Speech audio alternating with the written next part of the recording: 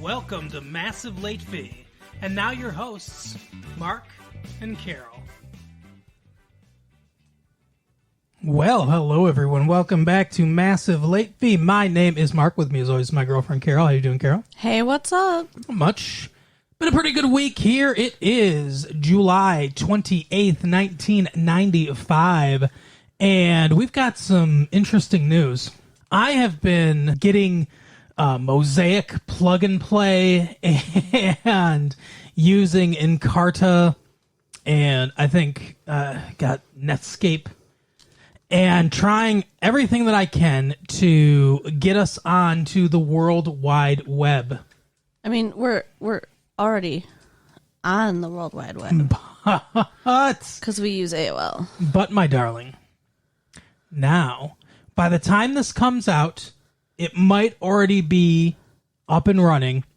It might not be till next week, but check it out if you know when you're listening to this, because by the time this comes out, I believe that up and running, in honor of the movie that we watched today, that our show will be on the net. We have our own web page on the internet with a bunch of cool stuff there. Isn't it exciting? I'm excited. It's got stuff about us. It's got stuff about the show. I figured out a way to upload audio clips to the show. So I had to take the tapes. I had to put them into the computer, basically, find a way to get that audio into the computer with a little like audio playing device. And then I was able to get that onto the computer. So if you don't have, you know, a cousin to pass the tapes around to you, you can actually hear the tapes on our web page. Yeah. What do you think? I'm super excited. Excited. I'm gonna write some things for you guys to read. You can also contact us there. Yeah. There's a little thing where you can send a message to us. You just write out a message, click send, it'll send it right to us. And it's retrolatefee.com. Yep. Which I believe stands for commercial. Like if you're a business, you use the commercial stuff. We're not Are we a business? Well, we're not exactly a business, but it's the one that everybody's using, I guess. So it's retrolatefee.com. Cool. I'm so excited. I hope you guys, drop us notes. Absolutely. Send us some messages through there, and just check out all the stuff that's on there. It's a great thing. And I'm writing some, your eyes are getting all wide where you're like, oh no, you're saying too much. Carol doesn't like when I talk too much on the show. Well, on the show? I love you. How dare you? But we'll be writing some things on there too. I have a little like rant that I've already put up there, and Carol's will put some stuff up there too, I'm sure. And there's stuff you can read there too. Yeah. Supplemental material to listening to the tapes. Stuff that you'll only get there and not here. So you got to check it out. That's right. So now on with the news. Supergirl. But they're not making a Supergirl movie. Supergirl. They're not remaking that horrible Helen Slater movie. Where for some reason, I think it's not Morgan Fairchild. I can't remember who it is, who the villain is in that movie. But for some reason, she's like a witch. I don't understand. Like she has magic powers, maybe? I don't know. It's weird. It's a weird movie. But that's not what we're talking about. This is an article about the newest Supergirl, Alicia Silverstone. I love her so much. One of the most powerful 20-somethings in America, according to this. She's inked a $10 million deal with Columbia Pictures. And I'm telling you, she is the new it girl right now, right? Everybody loves her. Clueless, hello. Clueless. It was amazing. Everybody wants more. We talked about blame them. We talked about it last week, and she's absolutely fantastic. Some of the other powerful 20-somethings on the list include our very own Detroit Pistons, Grant Hill. Number 33, Grant Hill. He's a great player. Woo, woo. What the fuck? The look he's giving Why? me. Why would you? Why? Well, because I could either sit here in silence because I know nothing about sports, or I could try to show some kind of enthusiasm. I went with the enthusiasm. Sorry. Another one of the powerful 20-somethings on the list is Ricki Lake. Are you familiar with Ricki Lake and her work? She's got that show. She's been in some movies. Not that much, no. She was in that one. What's it called? Is it Shampoo? See, I never saw that. Is that what it is? I can't remember. Or is Shampoo the one where Hair? Yeah, no, I don't think it's hair. I think Shampoo's the one with Warren Beatty, where he's like a sexy hairdresser. I don't know. But maybe not. Maybe it is Shampoo, and that's called something else. I don't remember. So there's some movie with some kind She's of in a John- hair or shampoo. She's in a John Waters movie. Okay. And then another one on the list is a rap artist by the name of Snoop Doggy Dogg. What a name. Snoop Doggy Doggy Dog? Dog. Yep. I mean, I get dog, but Doggy Dog? It's like, hey, what's up, Doggy Dog? Like, Snoop Doggy Dog. I don't know. Also called the Snoop Man, apparently. Reminds me of Soup. Soup? Or Snoopy from the Peanuts. Okay. Excellent. This is titled The Bomb, a sitcom, and an eensy-weensy spider. What? Peter Jennings is reporting in Hiroshima why the bomb was dropped. Because it's coming up on the anniversary. 1945, that's when it happened. August 1945 that's when it happened. Okay. It's going to be August 1995 pretty soon. So that's 50 years. Mad About You, it's a rerun, but for fans of Carl Reiner, the great Carl Reiner, may he live forever. This is the episode of Mad About You where they bring him in as his character. Carl Reiner's character is his character, Carl. I can't think of what his name is now. Or maybe it wasn't Carl. Oh, okay, wait. Carl Reiner is the gynecologist. That's Mark. No. What are you talking about? Mad About You. What gynecologist? What are you talking about? Jamie and Paul's friends. They're a married couple, and the guy's a gynecologist. Oh, he is. I didn't remember that. No. It's the Dick Van Dyke Show. Alan Brady. That's this character's name. I have no idea what you're talking about. We watched this. I know you're not a big fan of the Dick Van Dyke Show, but we watched this. He's doing some kind of like retrospective on the Alan Brady Show, which is the fictional show in the Dick Van Dyke world. Carl Reiner guest stars as Alan Brady, meaning that both of these shows occur in the same universe.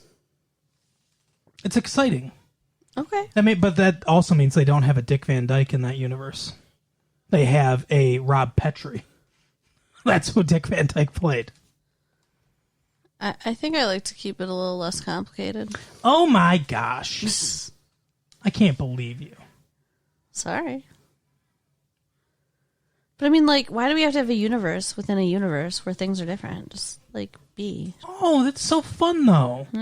You've never thought about that? I read a lot of Stephen King books, and Stephen King does a lot with that, where he creates universes, and then did they differ from our universe, but every once in a while they cross over into our universe, the real universe or whatever, and then there will be different, sometimes universes are linked in his book, sometimes they're not. It's like a comic booky type idea, I think, is probably where he got that from. But I love it. I think that's a really fascinating thing to me, like linked universes and stuff like that. It's really enjoyable for me, personally.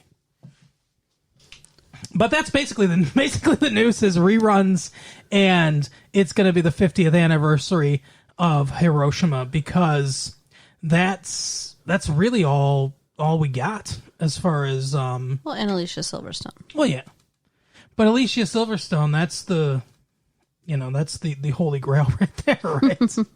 That's who everybody wants to be. Yep. And Grant Hill and Snoop Doggy Dogg. Don't disrespect them either. Okay. I can't believe that you've got to at least... You have no opinion on Grant Hill at all? I don't even know who he is. Sorry. Oh, my God. I'm not into, the same stuff as you are. I know you're not into the same stuff as I am, but how can you not know who Grant Hill is? He's a small forward for the Detroit Pistons. Do you know why? Because I read Christopher Pike books. And who's that? R.L. Stein books. The first captain of the Starship Enterprise? No. And that is what I do with my downtime. So you're watching all this TV. I'm reading. Not all this TV. I'm watching sports. That's even worse. Male soap opera. Boring. The only soap opera worth watching is the one that my mother records for me every day. It's All My Children. What about 90210? This is not a soap opera. It's a drama. I don't think it's kind of a teen soap opera. No. Okay. Just denying what I'm saying doesn't really give me a lot of places to go. Why do you think it's a soap opera? Because it has all the earmarks of a soap opera. There's love triangles. It goes on most of the year. Yeah. They don't take much of breaks. That's true. But it's not daily. It's weekly. Soap operas are daily. Okay. I'll give it to you. Okay. Now, before we get into the movie we watched. The Net. Sandra Bullock's The Net. She is the it girl, too. Irwin Winkler's The Net. She was just on Speed. Yeah, last year. She's very busy. Last year? Yeah. She made a movie last year. She's making a movie this year. Well, she's keeping going there. Wow, how busy are you, Sandra Bullock? Seem to be. Anyway, was that your new nickname for her? Before we get into that, I thought we would massive love it a little bit. Oh, okay. I like massive love. You want a male seeking male here? Sure. I've got some males seeking male. Attractive, conservative, white male, 41, younger appearing. Interesting. Someone's a little insecure about their age.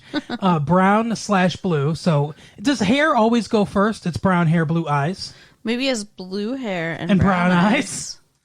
Because I can picture a 41-year-old dude doing that. Sure. Sure, he looks like a Japanese animated character. Younger appearing, brown, blue, very muscular, solid built, broad shoulders. So he spends a lot of time in the gym. Daily. He is very insecure. Yeah. You can't just say very muscular. Also solidly built. Oh, have you not gotten it yet? I'm broad-shouldered. I lift weights on a daily basis. Big dude right here. Quiet. Very monogamous. Good job. How can you be very monogamous? Yeah, you're either monogamous or you're not. You can't grade 8 monogamy. I'm a little monogamous. Looking for attractive, solid, muscular guy. For monogamous life mates. You better work out every day too, dude. Listen to this, though. Okay, for monogamous life mate, discretion assured. You want to basically be in a lifelong committed relationship with this guy, and we're just roommates. I mean, how are you going to sell this? Discretion assured. That's sad. It is sad that they can't just be who they want to be. Yeah. Tell all your friends that you're gay and jacked, apparently. Well, I mean, at least you can defend yourself if you get your ass beat for being gay, but still, it sucks that they have to feel that way. Oh, look at this. Here's somebody very honest. Okay. East Side, gay, white male, 33, 5'11", 330 pounds. Wow. That's a big boy. A hopeless romantic looking for that special someone for fun and much more. What is more than fun? I don't know. I'm kind of scared of that. What's on the other side of fun? We've had fun, now let's have more. Right. We've had fun, now we're going all the way around to misery. Right? We've had fun, now all of a sudden I have a bloody knife in my hand. I don't know how that got... We're having so much fun. What happens? I'm 330 pounds because I eat my lovers when I'm done with them. Oh my God. But we're having just fun. His nickname is Praying Mantis. Ooh. Oh my goodness gracious. Sorry, fellas. Are there any ladies seeking ladies? Yeah, female seeking males here. No, female seeking females. Sorry, female seeking female. That's what I meant. That's what I'm reading. Gay, white female, 42, seeking friendship, relationship with feminine, passionate, serious, gay, white female, 40 to 45, whose height, weight, proportionate. So no fatties. Apparently, the guy from the other thing is can't apply because he's both a man and 330 right. pounds. Serious, fun-loving, okay, just fun-loving, not more yet. Outspoken, gay, black female, seeking female, feminine only. So this is another one where I don't want a masculine right female. I want That's a feminine something female. that I find kind of strange. Maybe somebody can explain this to me. Okay. Why, like, a lot of lesbians look very mannish. They can, sure. But all of them claim to want really feminine women. So where are these really feminine lesbians? Or are they the ones that are super closeted so you'd never know? Maybe that's it. Yeah, there might be the ones that you don't really notice. I guess it's kind of like, so not to be graphic, but with gay guys, right? Obviously, there's sexual stuff that you can do with each other that doesn't involve intercourse. Right. But I would imagine if you're gay and a man that occasionally, or maybe even more than occasionally, I have no idea, you would want intercourse. Right. In that case, someone's got to give, and someone's got to be the catcher in the rye, if you get my drift. Couldn't you just take turns? I guess you could take turns, but don't you think that with gay guys, there would be one more, like, that liked receiving more, and one that liked giving more? I guess. I don't know. So I would assume that they work that stuff out. They talk, they have conversations with each other, and maybe that's sort of like the more masculine lesbian and the more feminine lesbian. There's one that takes on society's more masculine type ideas or roles, right? And then they want a feminine type woman instead of somebody like them. Okay, but when you were talking about the guys, you were talking about sex. Now you're talking about the girls. You're talking about their, like, roles in society. Well, I think that there are guys, and maybe this is, I don't know a lot about homosexuality, so if I'm coming off ignorant, I apologize. Oh, me too. But I'm definitely ignorant as well. But I would assume that in that interplay, that there are guys who are gay that are more what you would consider masculine, more, butch guys, I guess. And that there are more feminine gay men too. There are cliches that we could go to that I'm not going to go to, but I would assume that there are more feminine homosexual men, and maybe the more feminine homosexual men like to receive more, and the masculine ones like to give. That's my, like, I don't know. That's what makes logical sense to me. Maybe that's not the case. Maybe not. I mean, sometimes what you are in the world is the complete opposite of what you are in the bedroom. That's true. So, but in most sexual encounters, in my opinion anyway, in my limited experience of sexual encounters, one person, whether it's the man or the woman, is sort of the aggressor. One's more of the take charge kind of, I'm gonna, take charge of things person.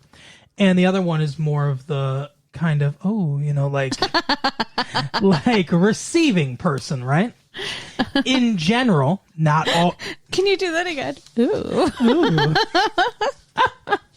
In general, not all the time, obviously, because there are lots of women that are assertive and like take charge in the bedroom. But in general, it seems to be the man is more of the aggressor and the woman is more of the receiver. Biologically and society-wise, that seems to be the way it goes during sex. So my guess is that's the dynamic that's going on here. More butch type of lesbians, like feminine, not wilting flowers necessarily, but in that vein, more submissive and kind of nurturing and receiving type lesbians, and the butcher ones want to be the more aggressive, take charge. That's my guess. Yeah, maybe. If anybody out there feels like writing us at latefee1994 at AOL.com and telling us how wrong we are, right? please feel free. So to finish up with this one, though, she's seeking feminine only, 18 to 35, for fun-loving, friendly relationship. No games, please. Only serious, need reply. 18 to 35, what a range. How old was this one? She didn't say. Mm-hmm. I love the judgment in your noise there. Sexy white lady, 27, 5'5", 119 pounds, seeking curious white lady to explore passionate friendship and new experiences. Okay. Now, she seems like a feminine. She seems like she's not even sure she's a lesbian. Well, she wants to try it. She's taken the time to put this this out here. No, she wants to try it, but I mean, she's like, oh, new experiences and blah blah blah. Like, I don't know. Well, this one is for us. Okay, for us. Yes. Somebody wrote to us. Yes, this is in the alternative lifestyle. There we go. Attention couples. So that's us. Very attractive, married white male, 30, seeking sexy couple for fantasy fulfillment, very discreet. We are a sexy couple. No, thank you, sir. But no. If we were going to go that route, it would not be a WM. It would be an H by F, right? What? HBF. By F. But what's H? Well, guess. What do you think H is? Hispanic? Yeah. No, Hasidic. What? Only, so what? only very serious Jewish women. So, let's see. Any other couples? Let's see if anybody else is writing to us. There's a lot of couples on here. I don't know. I guess that's it. How about this one? Married. Big teddy bear. It's not a person. It's an actual teddy bear, but legally married. Oh, okay. East side. So if you're on the east side, throw your hands up. East side. Want adventurous, passionate female for fun. Not more. Just fun. You're a dick. Age, what? The guy is a dick. Oh, age, race, open. Must be clean and discreet. Why? Oh, because he's married. Yeah. I forgot the first line of the thing. Yeah, he's a married teddy bear. So he's also like a 300-pound dude, probably. And I'm sorry, Mr. fucking teddy bear. Why are you cheating on your wife? Okay? That's not a very teddy bear move. Teddy bears are supposed to be safe and friendly and cuddly, not heartbreaking cheaters. Right. Oh, Piglet, I'm looking for I'm looking for a female for fun. You just ruined Winnie the Pooh for me. You just ruined my whole childhood right there. Big teddy bear. Are you yellow, sir? Are you yellow? Let's move on. All right. Well, that's all I have for Massive Love. Let's get into the film that we saw, and I'm going to call it a film. Okay, it is a film. All right. I don't know why you would not call it a film. Actually, I'm going to call it a movie. What? I'm going to call it a movie. I'm not going to call it a film. So go ahead. Tell us about... Are you just trying to get me to argue with you? I'm not taking the bait. Sorry. What? Well, why are you... The bear bait? Oh, my. A bear trap? We're going to trap this guy. Oh, Carol. What? Let's respond to his ad as you, sexy female. We'll get it. We'll get his name. We'll get his address. And then we will fucking out him to his wife. But he's not going to give me his address. He's just going to want to meet me. You think that he's ever going to tell me where he lives or who his wife is or how to get a hold of him for real? I'll be calling him on a fucking payphone. No. We're going to set up a trap. I'll be hiding. We will get... You'll have to get his name, his real name. Uh-huh. Go out to like a public place or something, like a bar or whatever. Get his real name. Then, if he tries anything, I mean, I'll be out there to jump on him. I'll have a 330-pound friend with me in case we need to go beyond fun with this guy. This guy's like Lenny from Of Mice and Men. I can't believe it happened again. You just went beyond fun, buddy. So anyway. The Net. Sandra Bullock's The Net. Wow, okay. You took me on a journey, and then you just stopped. We're done now. So, yeah, our movie this week is The Net, our film or movie, however you want to say it. Yeah, what did you think of this movie? I really liked it. I thought it was, like, the right amount of thrilling to keep me interested. I liked it. I'd say, like, mostly. I mean, I have some issues with the film. You are very articulate. I'm so glad that when I decided to make these tapes, I was like, hey. Hey! I liked it, and I mostly liked it, but I have some things. That is a great review. You're so mean. So, I had a really weird experience with this movie. Okay. While the movie was on, while we were watching the movie in the theater, I enjoyed it. Right. And I liked the performances. Like you said, I thought it was pretty thrilling. Not super intense, but enough to kind of get you going, you know. Yeah. And the main stuff. I mean, I'll get into some of the technical stuff later, but the main technical stuff was fine. And like I said, I enjoyed it. Movie wrapped up, and then like 10 minutes or 15 minutes being gone from the theater, I thought about the movie and I was like, it wasn't that good. Like, once the spell of the movie was over, I thought to myself, I didn't really like it that much. It was okay, but it's just kind of a nothing movie. It's sort of the whole premise is hung on the internet and how new the internet is and the dangerous things that the net could be used for, possibly. Yeah, it's like a horror story. Yeah, about the internet. And they put a lot of effort into writing that. Mm-hmm. And I assume they got a lot of it correct. I'm not a huge expert on the internet, so I don't know. But I assume they got it mostly correct because they put a lot of emphasis on it. But I don't know that they went deep enough into the other story elements. The one thing that elevates this movie, honestly, in my mind, should be a failure. Okay. But the one thing that elevates it is Sandra Bullock and her performance. And she is so damn charming. Yeah, she the is. entire time she's on screen.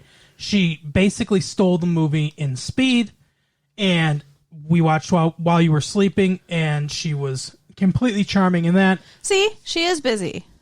Okay, yeah, she's very busy.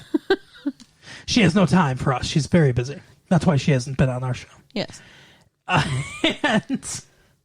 And in this, like I said, with a lesser actress, this movie falls apart. She carries this film from beginning to end.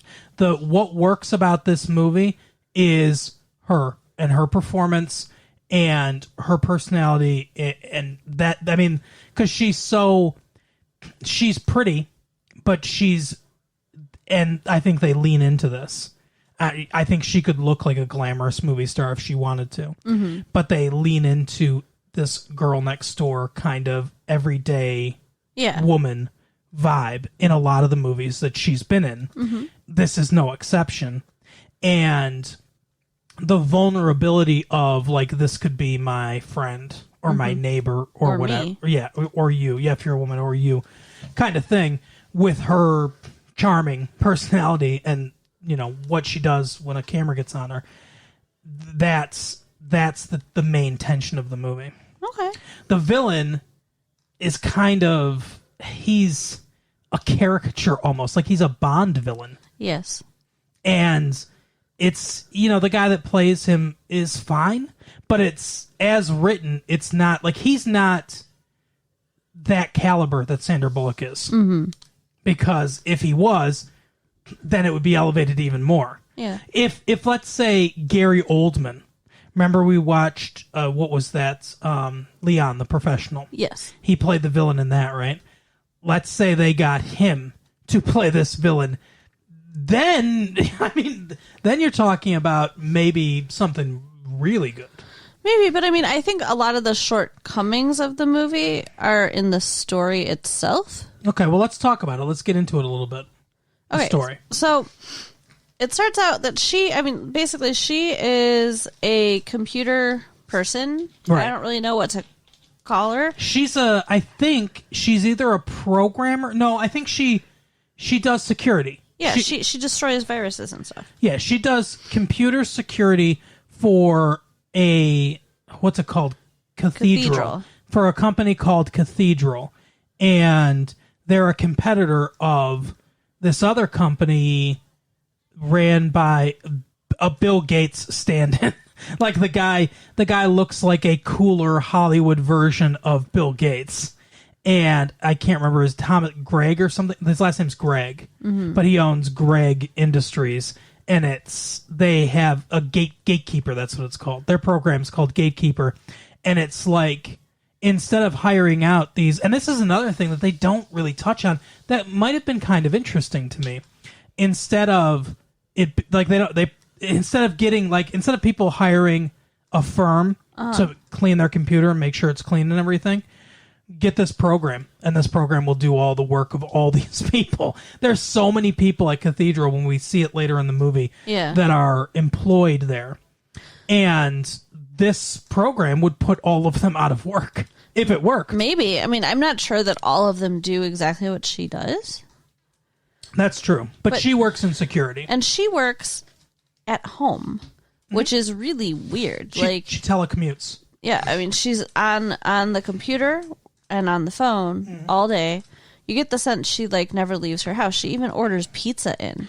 Yeah, they want her to come in through the computer.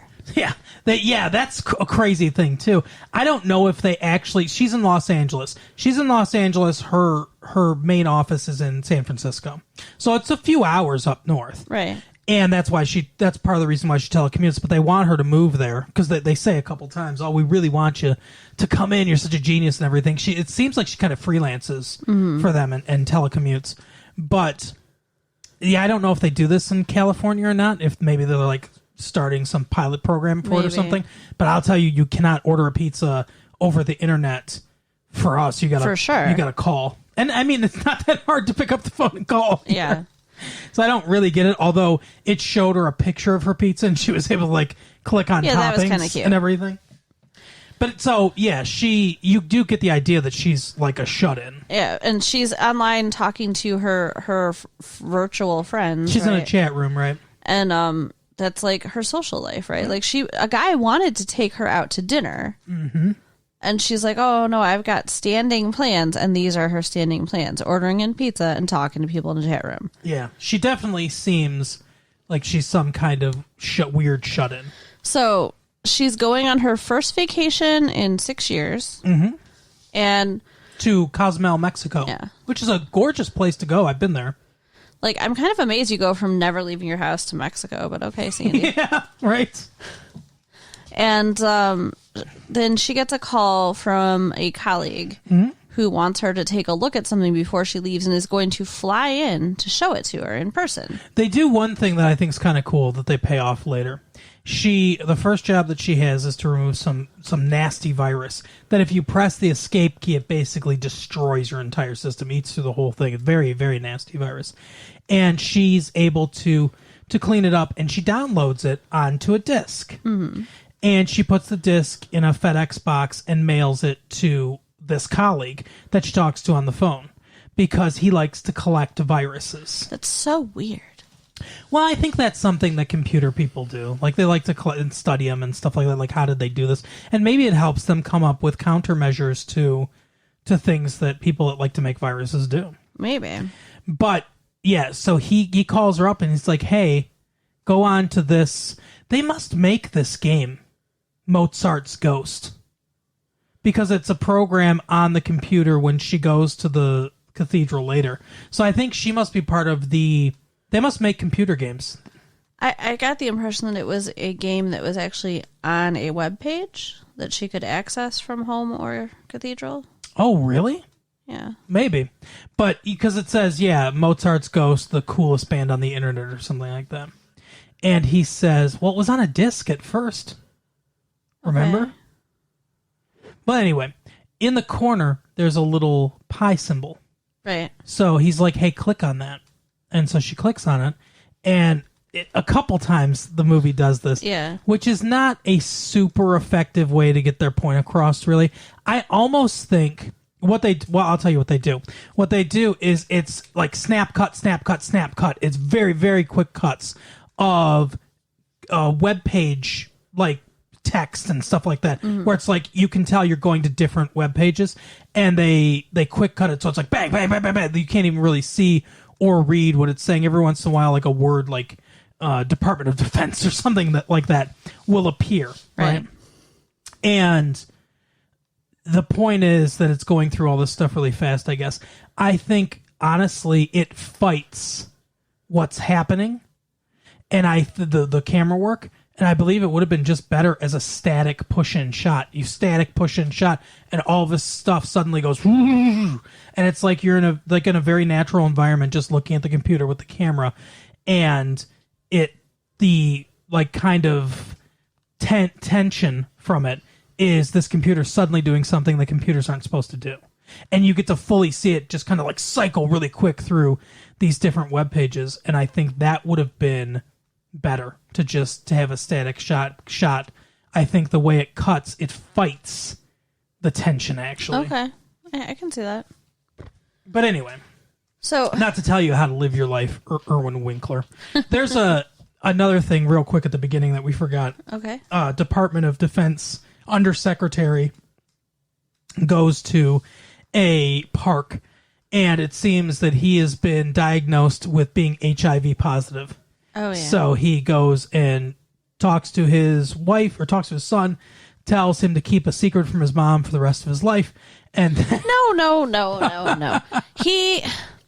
He tells him if he behaves, he can play as much video games as he wants, or something like that. For every hour he studies, he can watch 2 hours of TV or something like that. Or for every 2 hours he studies, he can watch an hour of TV or something like that. Yeah, some kind of deal.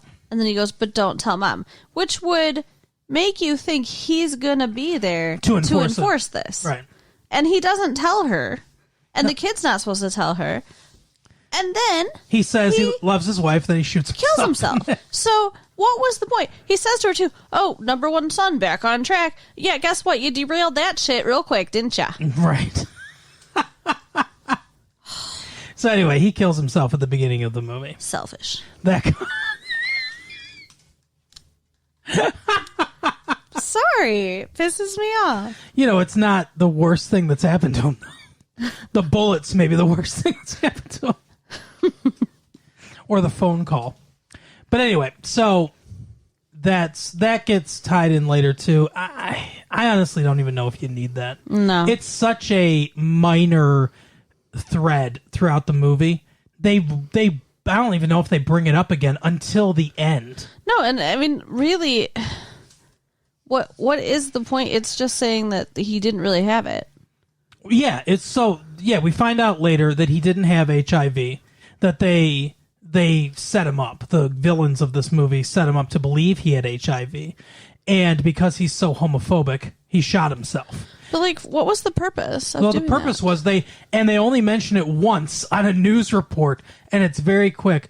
They say that he was a vocal opponent of the Gatekeeper program. Okay. And now that he's dead, there's a new Undersecretary of Defense who's going to allow the Gatekeeper program to outfit all the computers in the Department of Defense, which will give them apparently more power. So I get it from that point of view, but it's almost like you don't even really need that when you have all these other things that you can do. Because they show in the movie, there's two big things that happen. She gets ready for her trip, like you said, and she goes to the airport, and they've delayed all the flights because apparently they have control of that system, so they can delay I know, we'll get to it in a second. So they can delay all the flights. And then later they crash the stock market, too, with phony trading, and they have to close the stock market floor till they figure everything out. We don't need this Department of Defense thing. We can even say, hey, they're going to meet with the Department of Defense, and then we can say to ourselves, oh no, that's going to be terrible if they get control of all the Department of Defense's computers.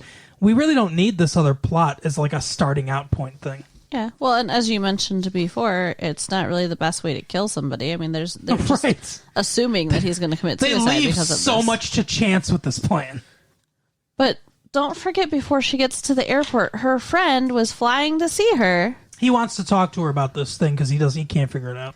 And they take over the controls of his plane. Well, they mess with his navigation, code, so he doesn't know where he is. He's not where he thinks he is. Right, and then he ends up flying into something and dying. How did they know? How did they know he was going to see her? How did they do that to his plane? I assume they bugged his phone. I'm not sure how they did it to his plane, but let's assume that they can do it to his plane. How did they know that they were going to be able to put him right in front of I don't know what it was. It was like a series of towers or something like that. How did they know they were going to be able to put him there? And let's assume that they can. How did he know that he wouldn't use his eyes to look out the window of the plane to be like, oh, there's giant stuff right there. Maybe I shouldn't be flying into it. Yeah, it just so happens that it's I think that's part of the point of the movie, though, is that he was so reliant on technology that he wasn't using his eyes. He wasn't looking where he was going. He was looking at the screen telling him where he was going instead. Yeah, that's true. But, I mean, I think that's kind of how airplane travel works. I don't know. I've never flown. That's another failing of this movie, in my opinion, is that there's the message of the movie, if there is one, is very muddled. Yeah. If the message is we shouldn't rely so much on technology, which I think it's supposed to be, because she's holed up in her house relying on technology so much. At the end of the movie, she's outside, in the dirt with the flowers, with nature and stuff like that. The computers, she had computers all over her house. She had a computer that simulated a fire. She ordered her food from a computer. She talked to friends on the computer. She worked on the computer. There were 7 computers around the house. Right. There might be one. I don't remember if I saw one in the end shot, but just the one, and everything else was open, and she was not obsessively on the computer. So, and obviously the rest of the plot, like you said, kind of lends to that message of don't be so reliant on the internet and computers and technology. Yeah, I mean, I think the message was there. I don't think it was that loose. I mean, at one point she's ranting because they've taken her life from her, that it's all out there. They have all this information, and they did it to me. They're going to do it to you, kind of thing. So they're all on it. Everyone's on a computer. Everyone's basically like a file on a computer. And I get that and everything, but I honestly, I don't think they hit on it enough. I don't think or at least they don't hit on it as effectively as they could. Okay. I think, like I said, it's a muddled message. Not necessarily that it's loose, but that it's not a central theme that continues to return in a satisfying way throughout the movie. I'll give you a quick example. So Star Trek II, The Wrath of Khan. Uh-huh. One of the themes, there are several themes in that movie. Getting older is a theme in that movie. Not having what you once did. But obsession is a big theme of that movie. Khan's obsession with Kirk's obsession with being a starship captain and being all gung-ho and like a rebel and stuff like that, right? And those themes, the theme of obsession, kind of comes back again and again in little ways throughout the movie, so that it runs through the whole movie. The theme of getting older also does the same thing in that movie. And the idea of a no-win situation, that's another theme of that movie, and that comes up too throughout the movie. This theme of being too reliant on technology doesn't really, come up through the movie. Most of the movie is a chase of, her, Angela, Sandra Bullock's character, and this Devlin guy, him chasing her trying to get away. And most of it's like, if let's say she tried to take a bus and they used like the computer to reroute the bus or to stop the buses or the trains, or she tried to take a plane or anything like that, right? Where they use technology to stop her. Like if it was like a cell slowly closing around her, so she's trying to get away and every exit is being blocked because of some other piece of technology and she can't get away. If that was the case of the movie, then hey, our society is being built too much on technology is a theme that could run throughout the movie. But that doesn't happen. Most of the time she's going in a car or she's on foot and he's just running after her with a gun. like a regular chase movie or a regular thriller. So I don't think they structurally, and that's one of the problems I have with the movie, structurally I don't think the movie is structured to carry the theme along. And that's a big problem I have with it. Okay. Another problem I have with this villain and his interactions with her is, I mean, it starts out that she has described her ideal guy online. Yep. And he is presenting himself as that person. Right. It's kind of obvious that that's happening, I think. And he knows everything about her. She points out later he knows what she wants to drink or what like alcoholic beverage she likes to drink. He knows what she likes to eat. Yeah. Like all her favorite things are all his favorite things. Hey, if you guys ever run into that in life, guess what? Too good to be true probably is. Yep. He's probably part of a international hacker ring that wants to bring down the U.S. government. But he's supposed to kill her. He's supposed to get the disc from her that she has on her for some stupid ass reason. Yeah, why did she take that to Mexico? Would you take that on vacation? I don't know. She brought a laptop and the disc because I guess she was going to work on it because she doesn't know how to not work. Right. She did bring a laptop, yeah. So, okay, so he's supposed to get the disc and kill her. Because he is a boss, as we learn later. Yes. Guess who it is? I mean, it's pretty obvious. It's Bill Gates, or the Bill Gates guy. Right. So instead of just, killing her, she decides she wants to get some. I will say that much. She at least initiated the sex, but there is sex. Okay. She kissed him. Yeah. Well, I guess, yeah. In a pretty aggressive manner. Yeah, that's true. So, that delays him killing her, but he's still planning on doing so. So, he's an asshole. Right. Because he should have, if he's going to kill her, he should have just kill her. Yeah. Don't have sex with her and then kill her. Do you think that maybe the thought process in his brain was, well, she deserves, she deserves my penis, one time before she goes out of the world. God, I hope not. That makes me worse. But then later when he's chasing her and he catches her, he takes the time to reassure her as though she needs this reassurance that he's genuinely attracted to her. Yes. I do like you. That's the problem. But I'm just, It's not that much of a problem. You're still trying to kill her. Just tired to kill you, that's all. Like, how much can you like a lady that you're chasing with a gun, sir? Just saying. Mm-hmm. So, I mean, that whole thing bothered me quite a bit. Yeah, it's vaguely rapey, even though, like you said, she initiated it. He's completely under false pretenses the entire time. So yeah, that's kind of disturbing too. And I mean, I'm sure she feels icky for having slept with him, and then to have him keep bringing it up.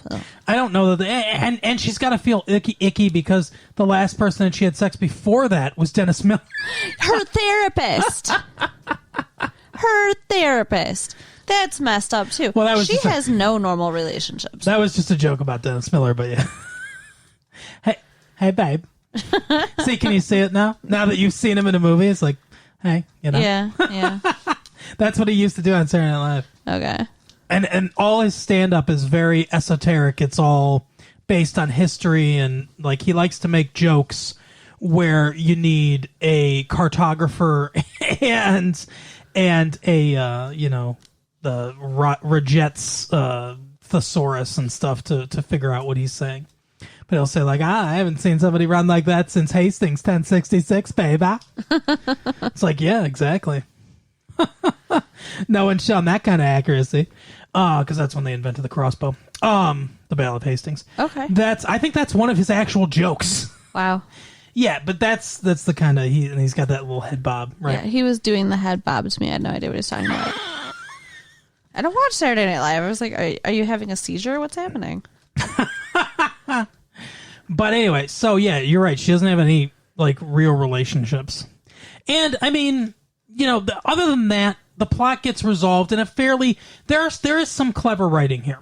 There are some good things. So, like I said, the virus that they have at the beginning of the movie, that comes back at the end of the movie, where she's at the desk of that dude, and that thing, the FedEx thing's been delivered. And she's like, oh, she opens it, and that's her salvation, basically, is she puts it into... For some reason, they're having a computer convention, but she can't access the file unless she's on a mainframe of a computer. And so she goes to one of the computers at the convention, which is apparently hooked up to the mainframe of the computer. That makes no sense to me. She was in the building where the cathedral, the corporation is. Mm-hmm. And that's not hooked up to the mainframe. But the computer at the convention center is? That doesn't make any sense. She puts the thing in there, and he's like... She gets him to do it himself. I mean, she could have easily just pressed escape. But he's like, oh, you think you've transmitted all these files that show that we, you know, planned all this stuff and that we're awful people or whatever to the police and the FBI. All I got to do is press escape, baby, and it's all done. And it's like he looks right at the camera as he's saying it. I mean, it's not that obvious, but it's close. It is pretty bad. And she just kind of like shrugs, like, guess you're gonna do it. And so he presses the escape key, and then of course it's destroying the entire gatekeeper program. Right. Somehow that's the only copy of it too, and I don't. It's weird. I mean, I think that it was destroying the central like system for the company. Okay.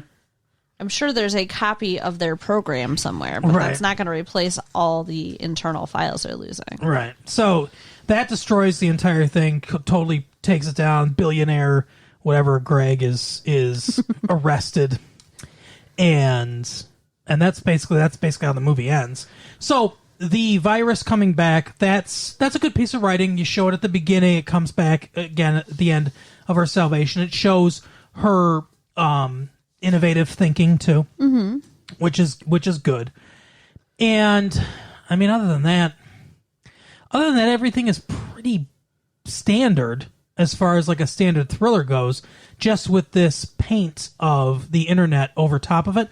But like I said, I think they could have used it to their advantage so much more. They delay her flight for like no reason, basically just to prove they can. Yeah, because she still gets to go. Like, had it prevented her from going, that would have made sense. Yeah, and who are they proving that to? Us, the audience? Like, it doesn't make a whole lot of sense. Yeah, it is. A lot of the stuff that happens is kind of just to torture her. Which, why do they care so much about torturing her? But like I said, if she had tried to access a bus because she couldn't get a car or whatever, and they shut that down, and then she's like, well, I'll try the train. They shut that down. Try the plane. They shut that down.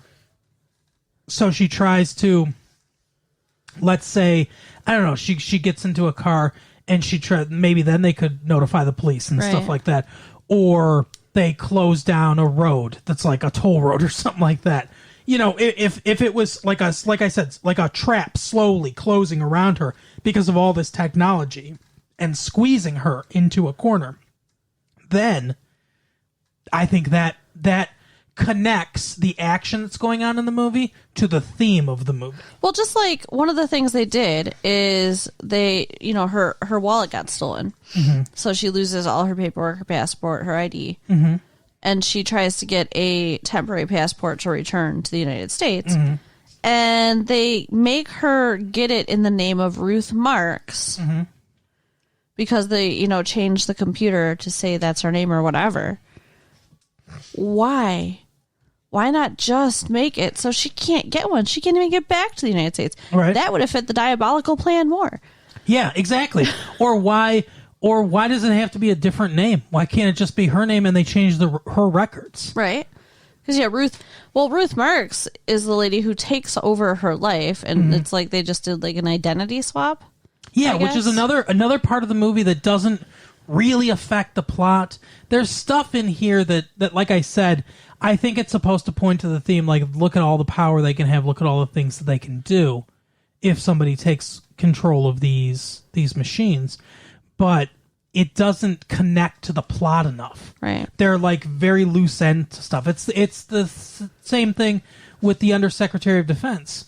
It doesn't really, like, it kind of connects to the main plot, but it doesn't marry itself to the main plot in an intricate way. It's not woven in well enough. Well, and here's the other thing is I think that different areas are more separated than they're acting like they are. Yeah, I agree. Like, I don't think you can change one thing and it's her whole identity. She's not going to be now Ruth Marks in the police database and the federal database and the DMV and everywhere. That's true. They'd have to change multiple things. Yeah. So, yeah. I don't know. I don't get it. But all that being said, I think I'd still give this a light recommend. Yeah. I don't know if I would go out to the movie theater to see it. I would. But there are places that you can, like, I mean, you can go and get it when it comes out on video. And I think that's probably the better thing. Or if you want to get the big screen experience, you can wait till it comes to the dollar show. And I think it'd be worth it there. But I'm not going to quibble if you really want to go see this movie. I think it's fine. But like I said, if Sandra Bullock wasn't in it, then the movie completely falls on its face. Yeah, I agree. She elevates a underwritten character and a script that's not the best into more than it is. Yeah. But yeah, that's our show for the week. Carol, give it to him. So, like we said in the beginning, keep an eye out for the webpage. RetroLateFee.com. And you can still write us at latefee1994 at AOL.com. That's correct. Tell your friends, get your cousins to pass around the tapes. Absolutely. And, we'll talk to you later. See you next time. Bye.